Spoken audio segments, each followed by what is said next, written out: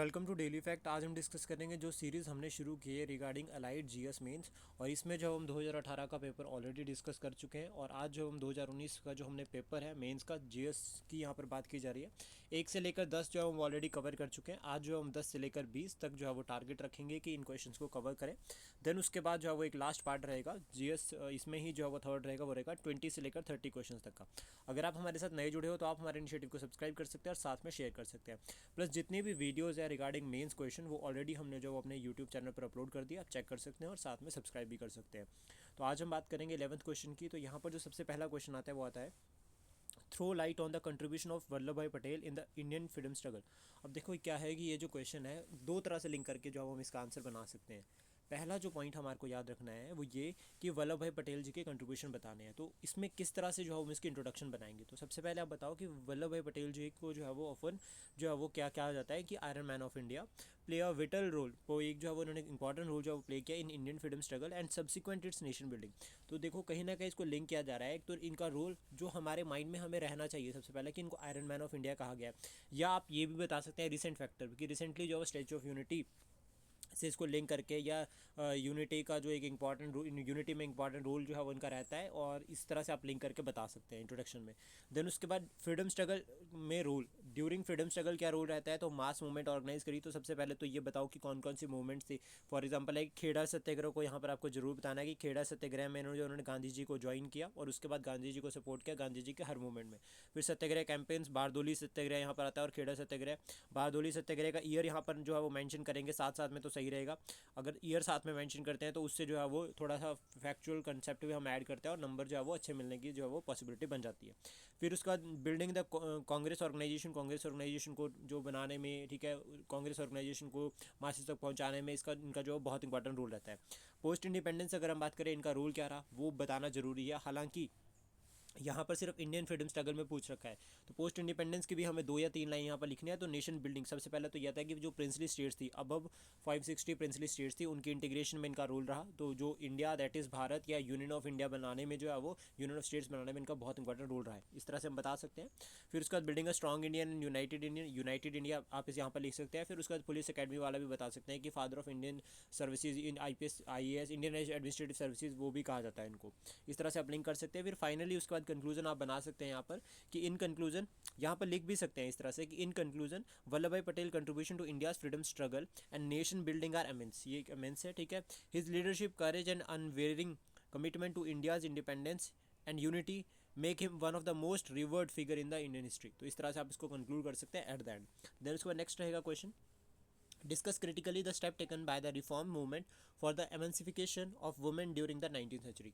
Women की यहाँ पर बात की जा रही है। तो सबसे पहले तो 19th सेंचुरी से शुरुआत करें। उसको 19th सेंचुरी जो mark the significant period for of social and religious reforms in India. तो आप सबसे पहले ये बता सकते हैं क्योंकि कहीं ना कहीं रिफॉर्म मूवमेंट से लिंक कर रहा है। तो 19th सेंचुरी में भारत में रिफॉर्म्स देखे गए, इस तरह से हमने बता दिया।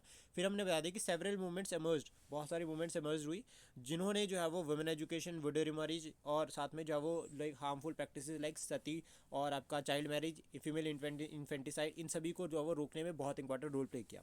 अब यहाँ पे रोल की अगर हम बात करते हैं तो इनका रोल क्या रहता है। तो ब्रह्मो समाज आप बताओ। तो ब्रह्मो समाज सबसे पहले बता दो कि राधा राम मोहन रॉय ने बनाया और उन्होंने एडवोकेट किया चाइल्ड मैरिज को बंद करने के लिए। चाइल्ड मैरिज के बैन को जो है वो उन्होंने काफ़ी जो है उसमें रोल प्ले किया। चाइल्ड बैन हुआ यहाँ पर, सॉरी, सती प्रथा को बैन करने के लिए चाइल्ड मैरिज के अगेंस्ट उन्होंने वॉइस रेज करी। और सती प्रथा जो है वो 1829 में फिर बैन भी हुई, यानी कि सती सिस्टम अबॉलिश इन 1829। तो इस तरह से हम बता सकते हैं। यह चाइल्ड मैरिज नहीं होगा, ध्यान रखना, सती सिस्टम होगा। उसके बाद इम्पैक्ट ऑन वुमेन, इसका इम्पैक्ट क्या रहा तो हम देखते हैं बाद में। वुमेन का जो है वो शेयर एजुकेशन में इंक्रीज होता है। Women role in education, women masses या वुमेन अगर हम बात करें तो सोशल रिफॉर्म्स में भी बाद में इंक्रीज होता है। फिर आप यहाँ पर एग्जाम्पल भी देख सकते हैं कि इसका एग्जाम्पल 20th सेंचुरी में मिला जहाँ पर जो है वो भारत स्त्री मंडल, ठीक है, इंडियन वुमेन काउंसिल, इस तरह की लीग्स जो है वो बननी शुरू हुई। आर्य समाज की अगर हम बात करें तो उनको इसको बनाया था स्वामी दयानंद सरस्वती ने। और आप यहाँ पे ब्रैकेट में ईयर लिख सकते हैं 1875, इस तरह से ईयर लिखोगे तो अच्छा रहता है, नंबर सही मिलते हैं। आर्य समाज की अगर हम बात करें तो वैदिक टीचिंग और सोशल रिफॉर्म्स की तरफ इन्होंने काम किया और इन्होंने भी जो वुमेन एजुकेशन की तरफ जो वो बढ़ावा दिया, साथ में विडो रिमैरिज को प्रमोट किया और राइट टू प्रॉपर्टी, वुमेन को भी जो है वो प्रॉपर्टी का राइट मिलना चाहिए, यहाँ पर आर्य समाज ने जो वो एडवोकेट किया। लिमिटेशंस अगर हम बात करें तो कहीं ना कहीं आर्य समाज जो है पैट्रियार्की नेचर रह जाता है। पैट्रियार्कल होने की वजह से जो है वो थोड़ी सी लिमिटेशन यहाँ पर देखी गई। प्रार्थना समाज सिमिलर आता है जो 19th सेंचुरी का है। ये तीनों 19th सेंचुरी की यहाँ पर बात की जा रही है, जो कि MG रेनेडे ने बनाया था। ये MG Ranade one of the important जो है वो यहाँ पर इनका रोल रहता है, और इन्होंने रिफॉर्म्स के लिए एडवोकेट किया था, जिसमें वुमेन एजुकेशन और एम्पावरमेंट की बात इन्होंने कर रखी है। और इसका इम्पैक्ट वुमेन के ऊपर जो रहता है वो ये रहता है कि स्कूल्स और कॉलेजेस बनाए गए हैं महाराष्ट्र में वुमेन एजुकेशन के लिए। देन उसके बाद यहाँ पर क्रिटिकल एनालिसिस में अगर हम बात करें तो कंसर्न यही रहता है कि मेल डोमिनेशन रहता है इसमें। सबसे पहला पैट्रियार्की नेचर हम बता सकते हैं, डोमिनेटेड बाय मैन, ठीक है। उसके बाद क्लास बायस एक फैक्टर रहता है कि जो अपर क्लासेस थी वहाँ पर तो ठीक है, वहाँ पे कुछ चैलेंजेस थे, पर्दा सिस्टम था, लेकिन वहीं फार्मर वुमेन की अगर हम बात करें तो वो मिलकर खेत में काम करते हैं, तो वहाँ पर थोड़ी सी इंडिपेंडेंस थी, लेकिन education still limited to higher education. अब बता सकते हैं कंजर्वेटिव टेंडेंसीज यहाँ पर रहती है, जिसमें अगर हम बात करें जो डोमेस्टिसिटी एंड मदरहुड, ये कहा जाता है कि महिलाएं जो घर का ही काम करेगी, ऐसी कुछ आइडियोलॉजीज भी थी जो कि इफेक्ट करती है। फिर फाइनली आप इसको कंक्लूड कर सकते हैं कि जो मूवमेंट 19वीं सेंचुरी में शुरू हुई थी, कहीं ना कहीं उसका जो इफेक्ट रहता है वो लॉन्ग टर्म में रहता है हमारे फ्रीडम स्ट्रगल में, और आफ्टर इंडिपेंडेंस भी हम देखते हैं कि वुमेन का रोल किस तरह से इंक्रीज हो रहा है। इसका आप एग्जाम्पल छोटा सा यहाँ पर लिख सकते हैं, वो है लाइक कि ये पंचायत को वुमेन लीड कर रही है। सबसे पहला आप कॉमन बताओ, हमारे फॉर्मर जो है वो प्राइम मिनिस्टर इंदिरा गांधी जी का आप एग्जाम्पल दे सकते हैं। करंट जो प्रेसिडेंट है उनका भी आप यहाँ पर एग्जाम्पल जो है वो ऐड कर सकते हैं एट द एंड, अवेयरनेस के रिगार्डिंग, और जिस तरह से शेयर इंक्रीज हो रहा है टू प्रमोट डेमोक्रेटिक वैल्यूज़। फिर उसके बाद आर्ट एंड कल्चर से क्वेश्चन लिंक करता है, art language and ideology are various element और constituent of the part of culture. तो सबसे पहले तो यहाँ पर है कि ठीक है, नो डाउट ये पार्ट है, इसको आप क्लियरली बता दो। There is no doubt technology, economic and social political organisation are indeed crucial component of culture, ठीक है, ये आप बता सकते हैं। देन उसके बाद आपको यहाँ पर बताना है कि while art language and ideology are often consider as the core element of culture. देखो दो पॉइंट यहाँ पर आता है, एक आता है क्रूशल और दूसरा आता है कोर। तो कोर में आपका आर्ट लैंग्वेज और आइडियोलॉजी कोर होता है। फिर उसके बाद आपका technology, economic, social and political, ये जो है वो आपका एक तरह से जो है आपका यहाँ पर बात की जाती है क्रूशल कंपोनेंट है। तो किस तरह से है टेक्नोलॉजी, आप बताओ कि वो टेक्नोलॉजी है जो है वो हमारी डे टू डे लाइफ को शेप करता है, ठीक है। यहाँ पर वैल्यूज़ बिलीफ हमारे लिंक करते हैं, टेक्नोलॉजी से हम लिंक कर सकते हैं इसको। फॉर एग्जांपल लाइक कि आज के टाइम पे जो है वो लाइक एक आता है ना कि वो डिजिटल दर्शन कर लो, ठीक है, लाइव स्ट्रीमिंग होती है पाठ कीर्तन की, तो वो यहाँ पर आप लिंक कर सकते हैं कल्चर के पॉइंट ऑफ व्यू से। इकोनॉमिक अगर हम बात करें तो distribution of wealth and resources, उसमें जो है वो डिजिटल टेक्नोलॉजी बहुत इंपॉर्टेंट रोल प्ले करती है। रिकॉर्ड्स ऑनलाइन होते हैं यहाँ पर आजकल सारे के सारे, तो इस तरह से बता सकते हैं। सोशल ऑर्गेनाइजेशन के पॉइंट ऑफ व्यू को यहाँ पर लिंक कर सकते हैं, जिसमें सोशल रोल आपका यहाँ पर आता है लिंक करने के लिए, जिसमें सोशल ऑर्गेनाइजेशन, रिलेशनशिप और इंस्टीट्यूशंस, जैसे रिलीजियस इंस्टीट्यूशंस हो गए या कोई भी कल्चरल वैल्यूज और नॉर्म्स, ट्रस्ट आपका एग्जाम्पल यहाँ पर आप ऐड कर सकते हैं। जैसे फॉर एग्जाम्पल है कि कोई टेम्पल है तो उसके रिगार्डिंग, जैसे सोमनाथ ट्रस्ट हो गया, इस तरह से कोई आप एग्जाम्पल यहाँ पर ऐड कर सकते हैं। पॉलिटिकल ऑर्गेनाइजेशन का अगर हम बात करें यहाँ पे, तो किस तरह से कंट्रीब्यूट करते हैं कल्चर के लिए, तो सबसे पहले ये बता सकते हैं कि distribution of power and authority political organisation में कैसे। आप यहाँ पर एक छोटा सा फैक्टर लिख सकते हैं, वो लिख सकते हैं जैसे कि श्रोमणी गुरुद्वारा प्रबंधक कमेटी या वक्फ बोर्ड हो गया, कुछ इस तरह से एग्जाम्पल आप बता सकते हैं। या फिर जैसे आपका AMU वाला भी डिसीजन आया था रिसेंट, वो भी आप बता सकते हैं। कल्चरल वैल्यूज़ को प्रमोट करते हैं और सिविक ड्यूटी भी रहते हैं। यहाँ पर हम बता सकते हैं कि रिलीजन जो है वो हाफ ब्रदर होता है एडमिनिस्ट्रेशन का, वो पॉइंट भी आप यहाँ पर लिख सकते हैं। पॉलिटिकल को आप यहाँ पर थोड़ा सा ब्यूरोक्रेटिक इन नेचर बना सकते हैं। फिर उसका shapes cultural identity and national pride, इसमें आप एग्जांपल बता सकते हैं कि फॉर एग्जांपल है कि अगर इंटेंजिबल कल्चरल हेरिटेज साइट्स है, दुर्गा पूजा जैसे हो गया या फिर कुंभ मेला हो गया, अगर इनको एक पॉलिटिकल पहचान देंगे तो उससे कल्चर भी प्रमोट होगा और साथ में हमारी जो वो एक जो है वो रीजनल इकोनॉमी भी जो है बूस्ट होगी, इस तरह से बता सकते हैं।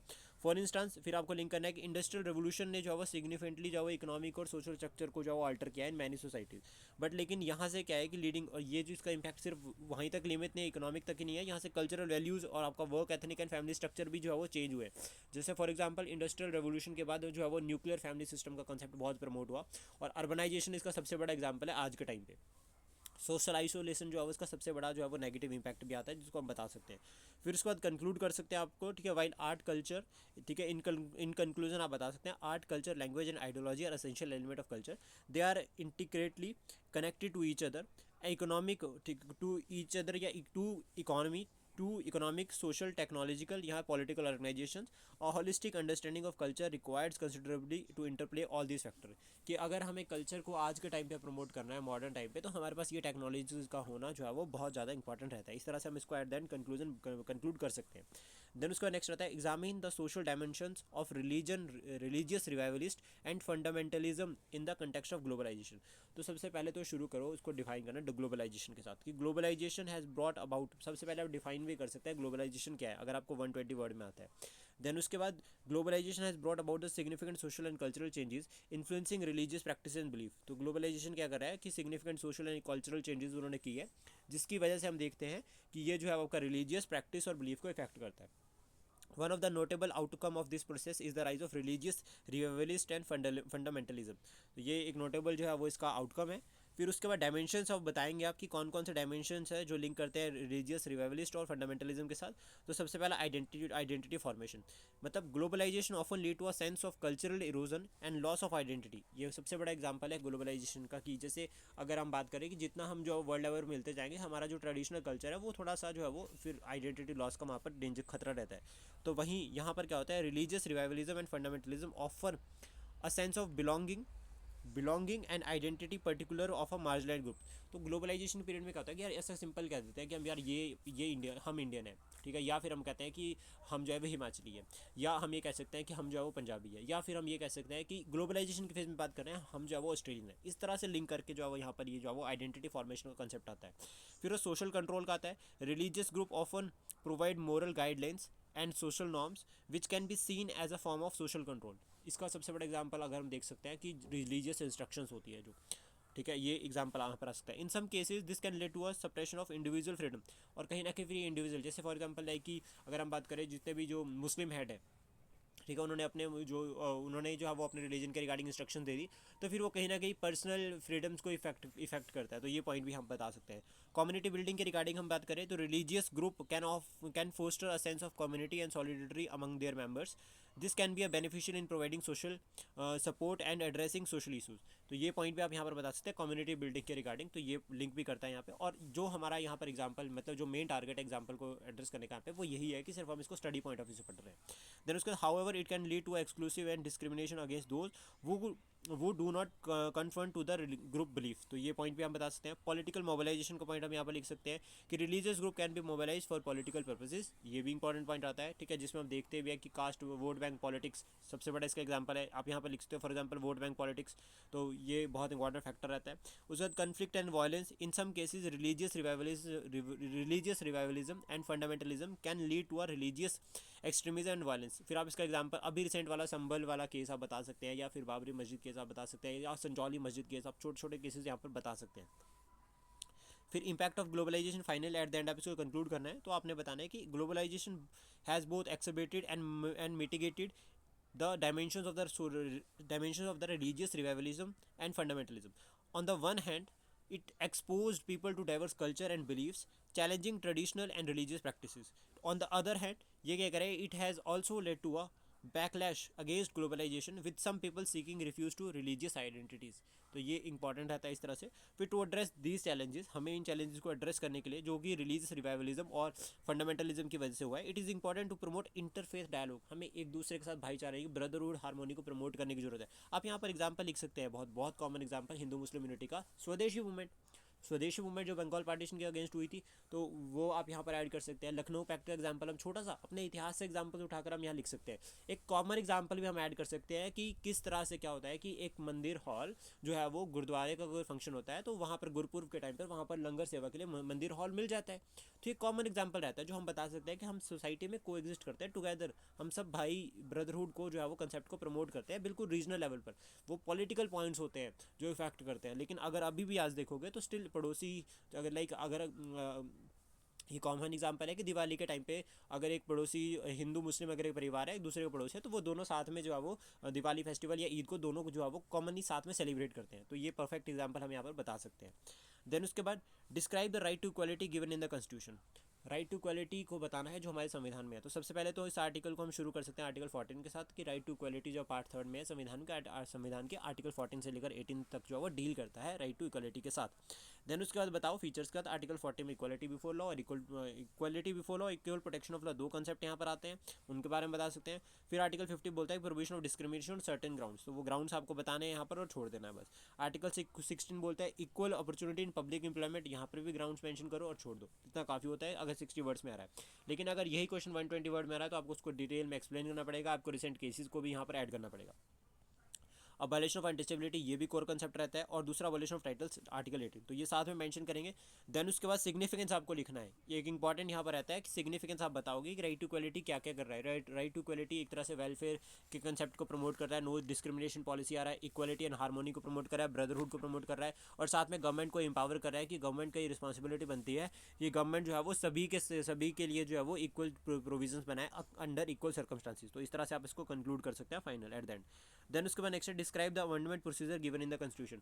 तो यहाँ पर जो आर्टिकल 368 है वो बहुत ज़्यादा इंपॉर्टेंट हो जाता है। आर्टिकल 368 को आप क्लियरली जो वो बता सकते हैं, लिख सकते हैं इसके रिगार्डिंग, और फिर उसका टाइप ऑफ अमेंडमेंट भी बताना है, सिंपल मेजोरिटी और स्पेशल मेजोरिटी। और स्पेशल मेजोरिटी में दो आते हैं, स्पेशल मेजोरिटी तो एक तो जो आपको सेंटर के रिगार्डिंग करने हैं जिसमें सेंटर लिस्ट हो गया, या फिर अगर आपको स्टेट और आपका जो है वो कंकरेंट लिस्ट में अगर कोई अमेंडमेंट करनी है तो उसके रिगार्डिंग आपको जो है वो special majority plus states ratification भी चाहिए more than half with simple majority. तो ये भी आप यहाँ पर बता सकते हैं। फिर उसका प्रोसीजर बता सकते हैं, बिल जो है वो इंट्रोड्यूस होगा या तो रोज राज्यसभा में या लोकसभा में, ठीक है। ये याद रखना है कि संविधान को अमेंड करने का बिल जो है वो सिर्फ और सिर्फ लोकसभा या राज्यसभा में इंट्रोड्यूस हो सकता है, स्टेट लेजिस्लेचर में नहीं होगा। उसके बाद पास बाय बोथ हाउसेज, और फिर फाइनली क्या होता है प्रेसिडेंट असेंट देते हैं बिल को, तो वो कानून बन जाता है। ये इंपॉर्टेंट पॉइंट आप बता सकते हैं, और इसके रिगार्डिंग आप जो है वो एक फ्लो चार्ट भी यहाँ पर बना सकते हैं।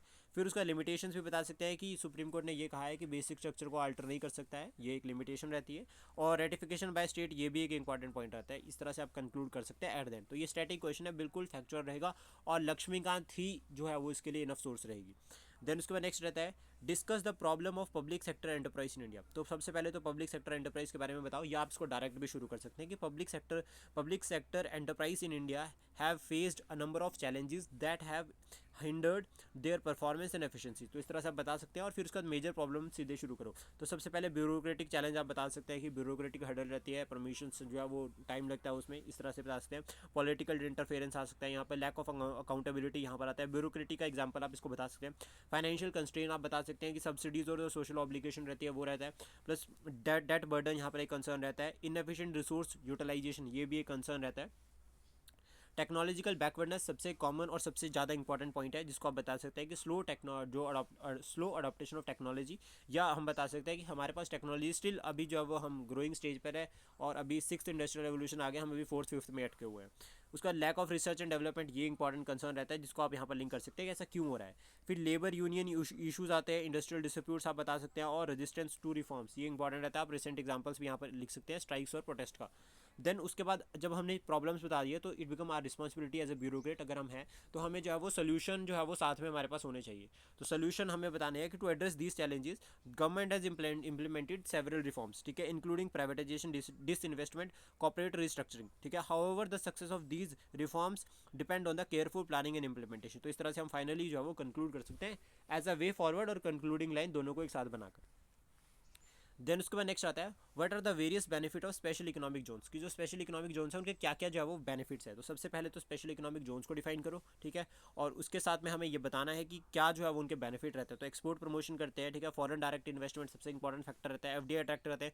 फिर आप यहाँ पर लिख भी सकते हैं कि फॉर एग्जाम्पल इतनी एफडीआई जो भारत में अट्रैक्ट हो चुकी है अभी तक। जॉब क्रिएशन आप बता सकते हैं, इवन ये भी बता सकते हैं कि भारत जो है वो नंबर 1 में है एफडीआई के केसेस में। तो यहाँ पर जो आता है कि वो उसमें जो आपका ये इनका रोल जो है बहुत इंपॉर्टेंट रहता है। इंफ्रास्ट्रक्चरल डेवलपमेंट पॉइंट आप बता सकते हैं, ईज ऑफ डूइंग बिजनेस आप बता सकते हैं। फिर आप यहाँ पर जो है वो रैंक भी लिख सकते हैं कि भारत का जो रैंक है वो कितना है ईज ऑफ डूइंग बिजनेस में।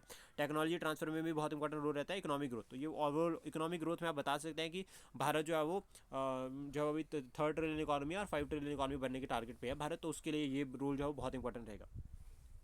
फिर उसके बाद finally at the end conclude कर सकते हैं इसको क्या, by providing a conducive environment for businesses special economic zones have played significant role in the India's economic development. अब देखो क्या है कि इसका कंक्लूजन इसका सिग्निफिकेंस है एक तरह से। तो सिग्निफिकेंस को भी हम कंक्लूडिंग मतलब जो हमारी कंक्लूडिंग लाइन होगी वो ओवरऑल जो है वो हमने जितना लिखा है उसको क्रिस्पली एक जो है वो टू द पॉइंट एड्रेस कर रहे हैं final at the and.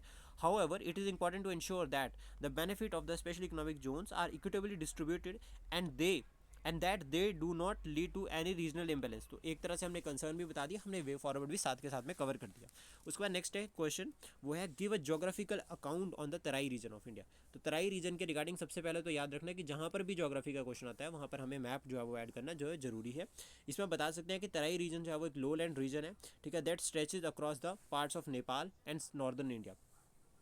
Map based बना दो, और कौन कौन से रीजन इंक्लूड हो रहे हैं यहाँ पर, हरियाणा, उत्तराखंड, उत्तर प्रदेश, बिहार और वेस्ट बंगाल, ठीक है। उसके बाद जोग्राफिकल फीचर्स आप बताओ, एलुविलियन प्लेन, रिवराइन प्लेन, साल फॉरेस्ट, यहाँ पर वेटलैंड्स। क्लाइमेटिक फैक्टर आप बताओ, ट्रॉपिकल मानसून फैक्टर लिंक करता है, हैवी रेनफॉल यहाँ पर देखी जाती है। बायोडाइवर्सिटी बताओ, रिच बायोडाइवर्सिटी और एंडेंजर्ड स्पीशीज। तो यहाँ पर आप राजा जी सॉरी आपका जिम कॉर्बेट नेशनल पार्क के बारे में बता सकते हैं, और यहाँ पर आप बता सकते हैं बंगाल टाइगर आपको यहाँ पर मिलता है। इवन लाइक एलिफेंट्स भी आपको यहाँ मिलेंगे, रेनोज भी आपको यहाँ पर मिलेंगे, वन हॉर्न रेनोज। इकोनॉमिकली आप बता सकते हैं एग्रीकल्चर के लिए इंपॉर्टेंस है, फर्टाइल रीजन है, तराई रीजन, तो यहाँ पर एग्रीकल्चर एक्टिविटीज़ बहुत देखी जाती है, जिसमें राइस, वीट, शुगर केन और जूट मेजर क्रॉप्स है। फॉरेस्ट के पॉइंट ऑफ व्यू से बात करें तो नॉन टिम्बर फॉरेस्ट आपको यहाँ पर मिलता है, और वाइल्ड टूरिज्म ये बहुत इंपॉर्टेंट रहता है। तो यहाँ पर जो है वो आप बता सकते हैं, जंगल सफारी वाला एग्जाम्पल आप ऐड कर सकते हैं यहाँ पे। फिर उसके बाद तराई रीजन, इसको ऐड करना है। तराई रीजन जो है वो बहुत क्रूशल रोल प्ले करता है इन India's economy and ecology. However, it faces challenges such as deforestation, soil erosion and pollution. तो sustainable development and conservation efforts are essential to preserve regional natural resources and biodiversity. तो इस तरह से हम इसको finally at the end conclude कर सकते हैं। आई होप इन्फॉर्मेशन आपको अच्छी लगी हो। Please support, share and subscribe daily fact. Thank you for today.